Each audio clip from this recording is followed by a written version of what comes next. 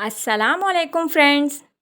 आज आपसे मैं शेयर करूंगी बीफ रेशेदार शामी कबाब की मज़ेदार सी रेसिपी।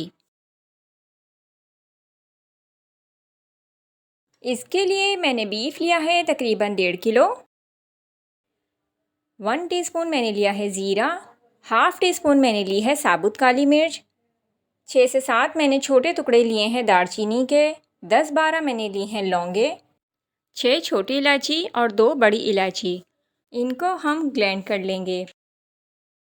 1 टीस्पून पिसी लाल मिर्च, 1 टीस्पून धनिया, 1 टीस्पून हल्दी, हाफ़ टी स्पून कुटी मिर्च और 1 टीस्पून नमक।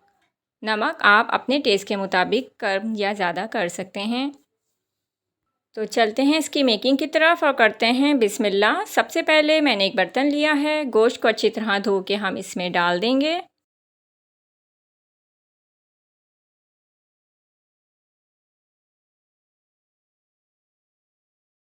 अब यहाँ मैं ऐड कर रही हूँ एक रफली कट हुई दरमियाने साइज़ की प्याज और 16-17 मैंने तकरीबन डाले हैं लहसुन के जवे। और इसके अलावा मैं यहाँ डालूँगी अदरक के 3 से 4 छोटे टुकड़े और 2 तेज़पात के पत्ते। तमाम मसाले मैं यहाँ ऐड कर रही हूँ।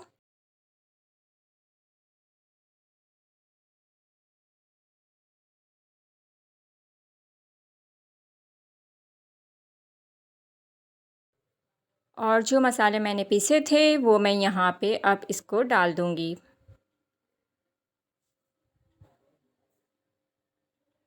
हस्बे ज़रूरत मैं यहाँ पानी डाल रही हूँ, इतना कि ये गोश्त गल जाए। चम्मच की मदद से इसको अच्छी तरह हम मिक्स कर लेंगे। पानी जब थोड़ा कम हो जाए और गोश्त हमारा आधे से ज़्यादा गल जाए तो यहाँ हम 1/4 कप के बराबर चने की दाल शामिल कर रहे हैं, जो कि मैंने धो के और आधा घंटे के लिए भिगो दी थी।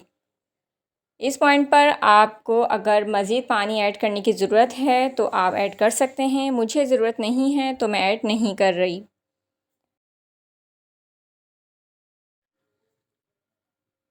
अगर आप इसको प्रेशर कुकर में पका रहे हैं तो चने की दाल आपको साथ ही ऐड करनी होगी।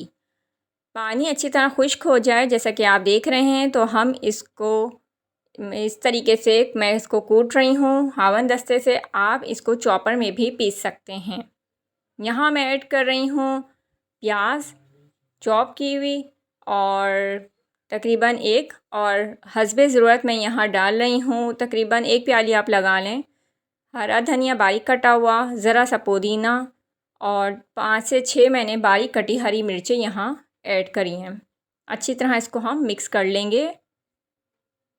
जैसा कि आप देख सकते हैं कि ये बिल्कुल तैयार है और अब मैं इसको कबाब की शेप में दे रही हूँ।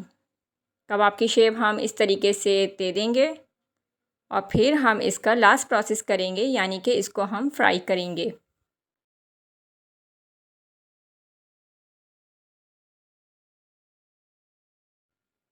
इसको आप फ्रीज़ भी कर सकते हैं, जब दिल चाहे आप इसको निकालें, फ्राई करें और खाएं। मुझे अभी फ्राई करने हैं तो आप देख सकते हैं कि मैंने थोड़े से अलग कर लिए हैं। एक अंडा मैंने इसको फेंट लिया है अच्छी तरह और अब हम इसको डीप करेंगे। सरसों का तेल मैंने लिया है फ्राई करने के लिए। अच्छी तरह गर्म हो जाए तो हम कबाब को फ्राई करने के लिए रख देंगे।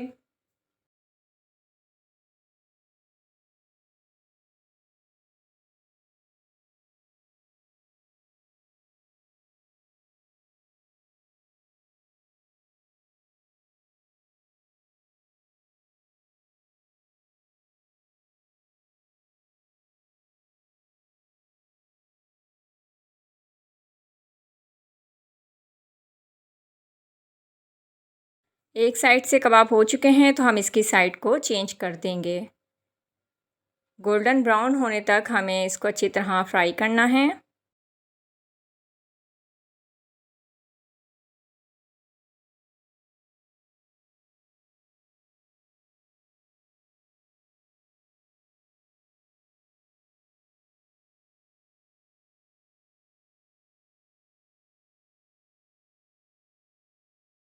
कबाब हमारे फ्राई हो चुके हैं तो हम इसको निकाल लेंगे।